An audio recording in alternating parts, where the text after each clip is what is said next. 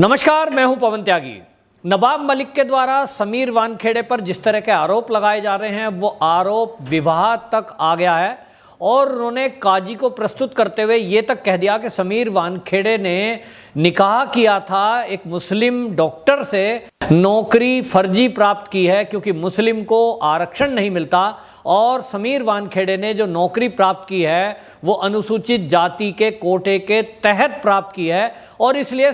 नवाब मलिक ने कहा कि ये फर्जीवाड़े का खुलासा होना चाहिए और समीर वानखेड़े की नौकरी भी इससे जाएगी। लेकिन आपको बताएं, समीर वानखेड़े की पत्नी क्रांति ने यह खुलासा करते हुए बताया कि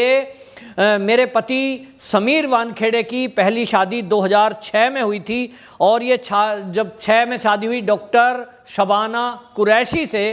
2016 यानी 10 साल बाद उनका तलाक हो गया। उसके बाद 2017 में मेरी और समीर वानखेड़े की शादी हुई। समीर वानखेड़े ने विवाह के आरोपों को लेकर एक प्रेस विज्ञप्ति भी जारी की और उस प्रेस विज्ञप्ति में ये कहा कि मैं एक धर्मनिरपेक्ष परिवार और भारतीय परंपराओं का निर्वहन करने वाला एक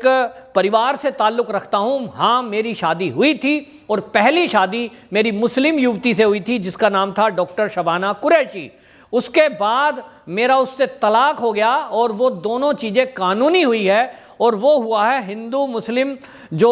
विवाह का कानून है, विशेष विवाह अधिनियम 1954। तो मैं आपको यहाँ बताऊँगा और इसके बारे में खुलासा करूंगा कि आखिरकार जो नवाब मलिक आरोप लगा रहे हैं, हालांकि वो उद्धव सरकार में मंत्री हैं लेकिन उनकी जानकारी होनी चाहिए, उनको जानकारी होनी चाहिए क्योंकि वो अल्पसंख्यक कल्याण मंत्री हैं तो उनको ये तो जानकारी रखनी ही चाहिए कि अल्पसंख्यक समाज और हिंदू समाज में यदि कोई विवाह करता है तो उसके क्या क्या नियम हैं। लेकिन लगता है कि जो नवाब मलिक हैं वो केवल और केवल समीर वानखेड़े को घेरने में लगे हैं। उनको लगता है कि हबड़ दबड़ में कोई ना कोई आरोप लगाकर समीर वानखेड़े को बदनाम करें, उनको ये जो शाहरुख खान के बेटे का केस है उससे अलग कराएं और उससे भी ज़्यादा उनको लगता है कि जो उनके दामाद का केस चल रहा है जिसमें वो जमानत पर है और उनकी बेटी भी अभी रडार पर है नवाब मलिक की, वो लगता है कि मैं इस तरह के आरोप लगाऊंगा तो कल को जब मेरी बेटी या मेरे दामाद को एनसीबी पकड़ेगी तो मैं ये कह सकूं कि ये बदले की कार्रवाई से किया जा रहा काम है। और जैसा कि राजनेताओं की आदत भी होती है, अगर कभी नवाब मलिक के तार ऐसे जुड़ते दिखाई दिए कि ड्रग के माफियाओं से इनके भी कांटेक्ट हैं और एनसीबी अगर उन्हें गिरफ्तार करने लगी तो शायद वो उसके लिए भी सेफ पैसेज बनाना चाहते हैं और इसलिए एक बैकग्राउंड बना रहे हैं। कल को अगर नवाब मलिक तक एनसीबी के तार जाते दिखाई दिए, उनसे भी ड्रग पेडलरों के बारे में कोई जानकारी की जरूरत पड़ी कि उनसे इन्वेस्टिगेशन एनसीबी करे, तो ये नवाब मलिक ये बेस बना रहे हैं कि वो ये कह सकें कि क्योंकि मैंने समीर वानखेड़े की पोल खोली थी, इसके ऊपर आरोप लगाए थे, इसके नकली रेड का खुलासा किया था, इसलिए मुझे बदले की कार्रवाई में फंसाया जा रहा है। लेकिन नवाब मलिक कितनी भी पैंतरेबाजी करें, लेकिन उनकी हर पैंतरे की चाल को सह और मात वाले खेल में समीर वानखेड़े उनको विफल कर रहे हैं। और समीर वानखेड़े की पत्नी जिस तरह से खुलकर सामने आई, समीर वानखेड़े ने जिस तरह से प्रेस रिलीज जारी करके अपने विवाह के बारे में क्लियरिफिकेशन दिया, इससे ये तय है कि समीर वानखेड़े ने हर काम नियम के अनुसार किया है और उनकी नौकरी या उनकी शादी दोनों पर कोई आक्षेप नहीं लगाया जा सकता। उन्होंने जो शादी की है वो एक विशेष मैरिज एक्ट के तहत की है और जो विशेष विवाह अधिनियम 1954 के नाम से जाना जाता है। कौन सा अधिनियम है? समीर वानखेड़े की शादी किस बिना पर वो डॉक्टर शबाना कुरैशी से हुई थी और बिना धर्म परिवर्तन किए हुई थी, जो बात उनके पिताजी भी कह रहे हैं, समीर वानखेड़े भी कह रहे हैं, तो मैं आपको बताता हूं वो नियम है विशेष विवाह अधिनियम 1954। संक्षेप में मैं आपको बताऊंगा वो विवाह क्या कहता है। ये जो विवाह का एक्ट है ये अंतरजातीय और अंतर धार्मिक विवाह से संबंधित है। पंजीकरण के माध्यम से यानी रजिस्ट्रेशन कराने से आप विवाह को मान्यता प्राप्त करा सकते हैं। इसका प्रावधान अधिनियम में किया गया है और इसमें विशेषता ये है कि दो अलग अलग धर्मों के लोग शादी कर सकते हैं बिना अपना धर्म छोड़े। इसीलिए आपको बताएं, डॉक्टर शबाना और समीर वानखेड़े ने जब शादी की थी तो इन्होंने अपना धर्म नहीं छोड़ा, बिना अपना धर्म छोड़े। डॉक्टर शबाना जो थी वो इस्लाम धर्म के पालन को करती रही, समीर वानखेड़े हिंदू रहे, दोनों ने शादी की और दोनों की शादी को मान्यता मिली। वो मान्यता कोर्ट से भी मिलती है, कानून के तहत भी मिलती है, जिसका नाम है विशेष विवाह अधिनियम 1954, और इसलिए उनके ऊपर कोई आक्षेप आरोप नहीं लगा सकते। दूसरा, उसमें कहते हैं कि यह विवाह हिंदू, मुस्लिम, ईसाई, सिख, जैन और बौद्ध पर लागू होता है और भारत के सभी राज्यों में यह मान्य है। इस अधिनियम के तहत दोनों पक्ष तैयार हों, इसकी कंडीशन है कि हिंदू लड़की, मुस्लिम लड़का, मुस्लिम लड़की, हिंदू लड़का या कोई सिख हो, जैन हो, बौद्ध हो, आपस में यदि वो तैयार हैं विवाह के लिए, इस अधिनियम के तहत उनको जो है पंजीकृत करके किसी भी व्यक्ति के उत्तराधिकारी और उसकी संपत्ति को भारतीय उत्तराधिकारी अधिनियम के तहत नियंत्रण किया जा सकता है। यानी इस अधिनियम में यह भी एक एक्ट डाला गया है कि जब दो अलग अलग धर्मों के लोग शादी करेंगे तो जो संपत्ति का अधिग्रहण का कानून है, जिसमें लिखा गया है कि औलाद का अधिकार पैतृक संपत्ति पर होगा, जैसा कि हम जानते हैं, तो वो अधिनियम इसमें लागू होगा। यानी अगर समीर वानखेड़े और जो उनकी पहली पत्नी थी शबाना, उसके बीच तलाक ना होता और कोई संतान होती, तो संतान समीर वानखेड़े की पैतृक संपत्ति पर अधिकार उसका होता, ये कानून में लिखा है। दूसरा, इसमें कहते हैं कि अधिनियम के तहत विवाहित जोड़े तलाक के लिए तब तक याचिका नहीं दे सकते जब तक कि उनकी शादी को 1 साल ना हो जाए। और जैसा कि मैंने पहले बताया कि समीर वानखेड़े और डॉक्टर शबाना कुरैशी की शादी 2006 में हुई और 2016 में 10 साल बाद वो तलाक लिया गया। और इसलिए जो स्पेशल मैरिज एक्ट है 1954, इसके तहत वो तलाक जो लिया गया है वो भी कोर्ट के जरिए लिया गया, वो मान्य है, कहीं भी कोई बात नहीं उठा सकता। ये बात अलग है कि मुजम्मिल अहमद नाम के एक काजी को सामने लाए हैं ये जो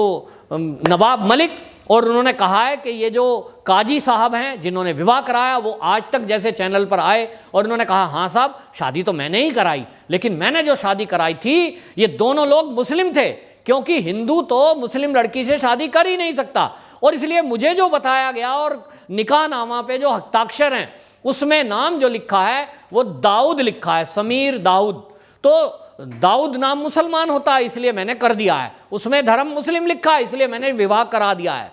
अब ये जो काजी जी सामने आए हैं, मुजम्मिल अहमद नाम के काजी,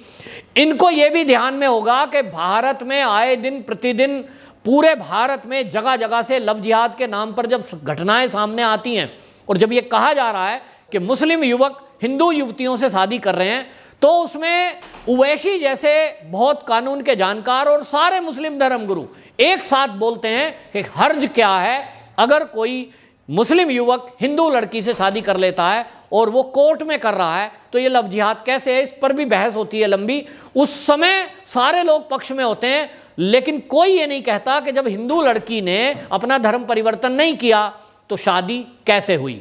और इसलिए आपको बता दूं, वो जो शादियां होती हैं जिसको लव जिहाद के नाम पे हिंदू संगठन उसका विरोध कर रहे हैं, वो शादी भी मान्य मानी जाती है कोर्ट के जरिए और उनको कानूनन संरक्षण भी दिया जाता है। हमारे भारत में वो जो विवाह हो रहा है वो हो रहा है विशेष अधिनियम 1954 के तहत। हालांकि केंद्र सरकार ने 2021 में उसमें कुछ बदलाव किए हैं, लेकिन किसी दो धर्म के लोग आपस में विवाह कर सकें वो कंडीशन अभी भी लागू है। और इसी कानून के तहत समीर वानखेड़े ने पहली शादी जो उनकी पहली पत्नी थी शबनम कुरैशी उसके साथ की थी, और इसमें कोई भी गैर कानूनी काम नहीं है, ऐसा कहना है समीर वानखेड़े की पत्नी का जिसका नाम क्रांति रेडकर है। और इसके अलावा समीर वानखेड़े ने भी इस मुद्दे पर सफाई दी है। तो मैं भी ये कहना चाहूंगा कि नवाब मलिक जी जरा आप कानून को पढ़िए, आप अल्पसंख्यक कल्याण मंत्री हैं तो आपको जानकारी होनी चाहिए कि दो धर्म के अलग अलग मानने वाले लोग विवाह इस एक्ट के तहत कर सकते हैं जो गैर कानूनी नहीं है। और रहा जो आपने वो निकाह नामा प्रस्तुत किया है और जो काजी जी को लाए हैं, वो काजी जी ने क्या लिख दिया, जन्म प्रमाण पत्र में ओवरराइटिंग कैसे हो गई। आप जन्म प्रमाण पत्र पर सवाल उठा रहे हो, सरकार में मंत्री आप हो ना कि समीर वानखेड़े। तो मंत्री होते हुए आप कुछ भी करा सकते हो, ऐसा आरोप बीजेपी वालों ने भी लगाया है। और बीजेपी ने इस बारे में वहां के जो राज्यपाल है महाराष्ट्र के कोश्यारी जी, उनको भी एप्लीकेशन दी है। उनसे कहा है कि ये व्यक्तिगत टिप्पणियां एक ईमानदार अफसर पर जांच को प्रभावित करने के लिए किया जा रहा है। इसमें आपको बताएं, महाराष्ट्र के एक दो लोग मेरे संपर्क में हैं जिन्होंने कहा कि उन्होंने जब कभी सरकार में बैठे हुए कुछ लोगों के विरुद्ध कुछ करने की कोशिश की, कुछ शिकायत करने की कोशिश की, तो इसी तरह दस्तावेजों के साथ छेड़छाड़ की गई और जो गवर्नमेंट के दस्तावेज हैं उनको वहां से गायब करा दिया गया, डिलीट कर दिया गया या टेम्पर किया गया। बहरहाल ये मामला जांच का है कि जन्म प्रमाण पत्र में जो नाम लिखे गए हैं वो एक्चुअल क्या है, जाति क्या है। इतना तो तय है कि समीर वानखेड़े की जाति अनुसूचित जाति है। जो उनके पिताजी ने प्रमाण पत्र प्रस्तुत किए हैं उसके आधार पर समीर वानखेड़े का हाई स्कूल का सर्टिफिकेट और आगे ग्रेजुएट्स के सर्टिफिकेट, सभी सर्टिफिकेट दस्तावेज ये बताते हैं कि वो हिंदू है, आज तक हिंदू है और अनुसूचित जाति से है। समीर वानखेड़े के